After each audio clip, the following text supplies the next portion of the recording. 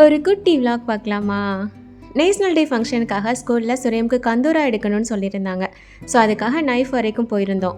இந்த ஏரியாக்குள்ளே போகும்போது எப்போவுமே பரமக்குடி ராம்நாடு சைடு பஜாருக்குள்ளே போனால் எப்படி இருக்குமோ சேம் அதே மாதிரி ஃபீலிங் தான் இருக்கும். ஸோ அதை ஃபீல் பண்ணிக்கிட்டு அப்படியே கந்தூரா எடுக்கிறதுக்கு ஒரு கடைக்குள்ளே போய் நுழைஞ்சாச்சு.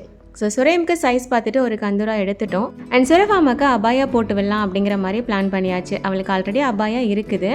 இந்த ஏரியா வரைக்கும் வந்துட்டு நம்ம ரெகுலராக வாங்குகிற அபாயா ஷாப்க்கு போகாமல் இருந்தால் எப்படி? ஸோ கலெக்ஷன் ஏதாவது நியூவாக இருக்கான்னு சொல்லிட்டு பார்க்கலான்னு போயிருந்தோம். ஹஸ்பண்ட் அபாயா வேணும்னா எடுத்துக்கன்னு சொன்னாங்க. அவங்க சொன்ன உடனே நம்ம எடுத்துடக்கூடாது இல்லையா? ஸோ கொஞ்சம் பிஹேவ் பண்ணிவிட்டு ஒரு ஷால் மட்டும் எடுத்துக்கலான்னு எடுத்தேன். ரீசெண்ட் டைமில் இந்த க்ரஸர் டைப் ஷால் வந்துட்டு எனக்கு ரொம்ப ஃபேவரட் ஆயிடுச்சு. ஸோ அதை ஒன்று எடுத்துட்டேன். எங்களுக்கு தெரிஞ்ச கடை அப்படின்றனால ஒரு ஹெட் கேப்பும் ஃப்ரீயாக கொடுத்தாங்க.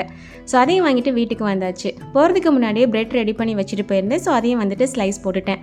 எல்லா வீடியோவில் பிரெட்டை மட்டும் காட்டிகிட்டே இரு, ஆனால் ரெசிபி போடாத அப்படின்னு நீங்கள் திட்டுறது எனக்கு நல்லாவே கேட்குது. வீடியோ எடிட் பண்ணிவிட்டேன். இந்த வீக் கண்டிப்பாக போட்டுறேன்.